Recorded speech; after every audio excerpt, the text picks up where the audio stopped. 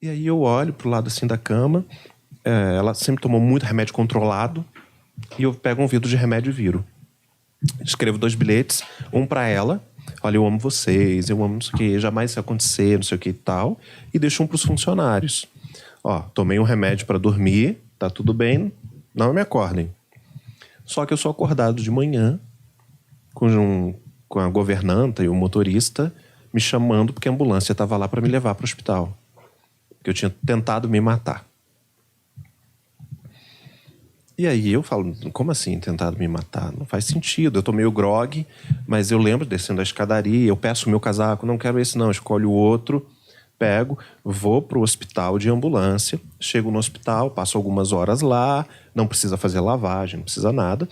E algumas horas depois o médico me dá o laudo dizendo que eu estou plenamente restabelecido para voltar para casa. Eu viro pro meu motorista, que está comigo o tempo inteiro, e falo: vamos para casa. Chama um carro, que ele foi na ambulância comigo. Não, a gente tem que voltar de ambulância. Eu falo: não preciso de ambulância. Se eu tô tão mal assim, a gente atravessa a rua, porque é literalmente na frente. O hospital que eu tinha todo o meu histórico, que era o Samaritano, é do outro lado da rua. A gente vai lá. E aí ele fala: não, a gente tem que ir de ambulância. Mano, eu não vou duvidar do meu motorista. É a pessoa que me leva pra cima e pra baixo. E aí tudo bem. Aí espero a ambulância, entro na ambulância e começa a rodar e não chega. E do lugar que tava até a minha casa é uma reta. Era a Avenida das Américas, não tem buraco. Na Barra da Tijuca. E aí começa uma rua trepidar, e buraco, e quebra-mola, e buraco, e para, e não sei o quê. Eu falo: onde a gente tá? A gente não tá indo pra casa. Ah, não, pegou um atalho, que houve acidente, não sei o quê. Só que tá demorando demais. Aí eu começo a fazer: não, peraí, eu vou descer, tá me machucando já e tal. Quando eu faço assim pra levantar da maca, porque você é carregado deitado da maca, da ambulância, um cara de branco, deste lado aqui, se eu não me engano, ele aplica uma injeção. Eu acordo no dia seguinte amarrado numa maca, só de cueca, num hospício. Com um monte de gente gritando, esfregando fezes, tacando as coisas. E eu acordo ali. E a primeira coisa que eu acho é que eu fui sequestrado. Só que eu não tinha sido sequestrado. Quando eu vejo uma pessoa bem arrumada, eu começo a perguntar: o que está acontecendo? Por que eu tô aqui? Eu fui sequestrado? Porque assim, mesmo você estando sequestrado, você não teria que estar com tanta gente estranha do lado, né? Eu fui sequestrado, vocês entraram em contato com a minha família, com o meu assessor. Aí a pessoa dizia: você não tem assessor. Você não tem família. E aí eu: como não? Como não? Eu sempre que eu fico nervoso, eu rio, né? Eu sempre digo: a comédia é o último estágio da dor. Como não? Coloca meu nome no Google, né? Vamos lá, vamos usar a soberba um pouquinho, coloca meu nome no Google. Ela falou: não, na realidade você não é Felipe, você criou isso em você, você desenvolveu uma personalidade, nós te encontramos na rua e a gente te trouxe aqui para te proteger. Mas você não tem família, você não tem assessor, você não é Felipe. E lá eu passei 8 dias com frio, com drogas pesadas sendo injetadas, que eu acordava e dormia, não sabia. E toda vez que eu acordava, eu só escutava uma televisãozinha pequenininha chiando na maior altura do meu lado, e uma pessoa sempre dizendo: você não é Felipe, nós te achamos na rua, você é um perigo para si e para a sociedade, você não tem família. Por 8 dias.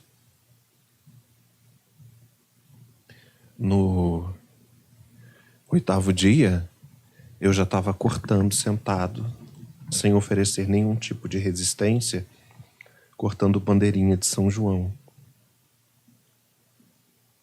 Com aquelas tesourinhas de jardim que não tem ponta.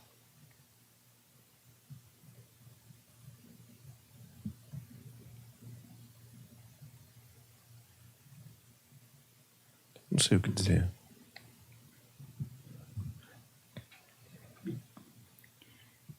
Eu sei que minha mãe não fala sobre isso. Você pode perguntar qualquer parte de tudo que aconteceu comigo para minha mãe.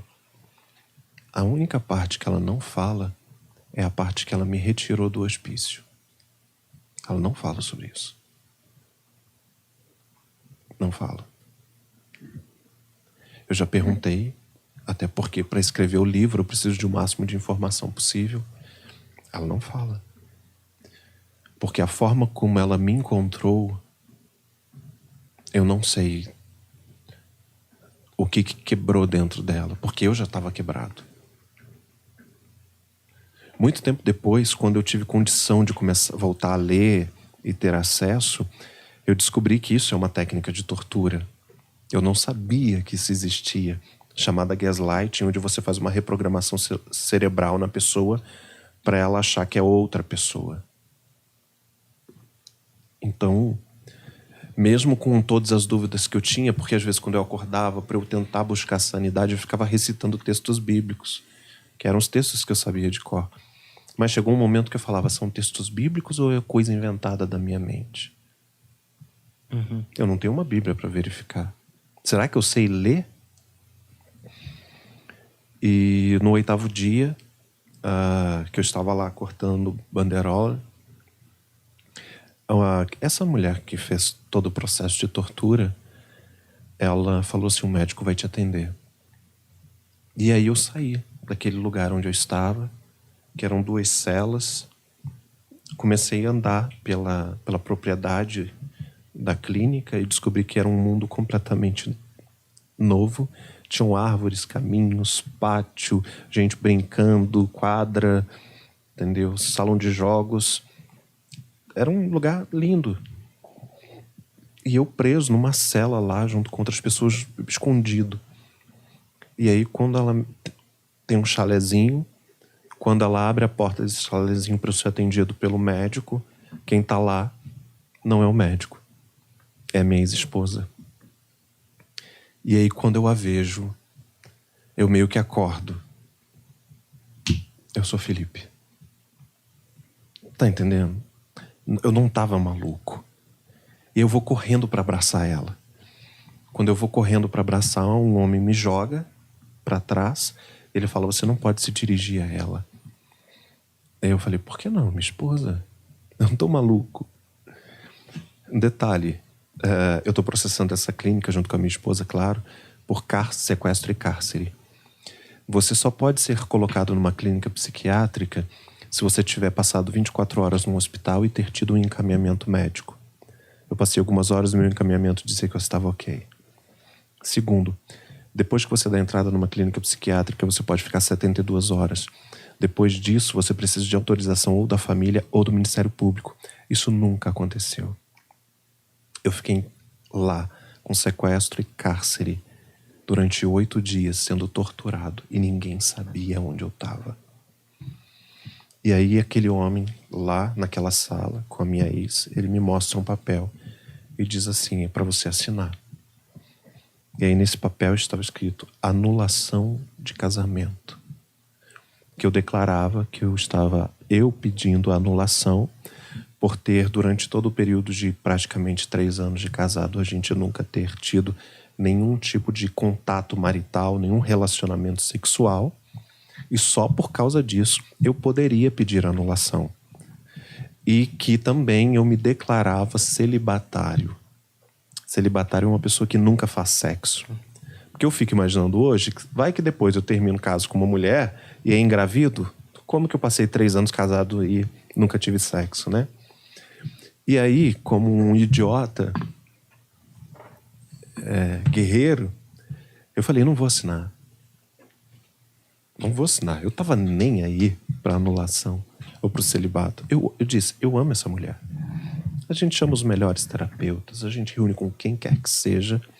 Eu já recuperei a memória, a gente vai pra casa e resolve isso. E ele fala, não, você não pode ir pra casa, existe uma ordem de restrição e já que você não assinou, a gente vai sair daqui, vai dar parte de você por estupro. Porque a condição de não dar parte de estupro era eu assinar o papel. Uma mulher que tem um filho estuprado coloca em xeque o estupro do próprio filho com a partilha dos bens. Só para ficar pior e pulando um pouquinho a unidade de tempo, 3 meses depois teve o julgamento, ela já estava com um homem dentro de casa. 1 ano depois, ela casa. E esse homem com que ela casa é o 4º namorado, num espaço de 1 ano. 3º ou 4º. Uma mãe que tem um filho estuprado coloca 3, 4 homens diferentes que a criança não conhecia, que não era do núcleo da gente, dentro de casa, e faz essa criança chamar de papai. E não adianta dizer que não foi, porque todos esses caras, quando eram trocados por outro, eles me mandavam os vídeos. Aqui, ó, presente.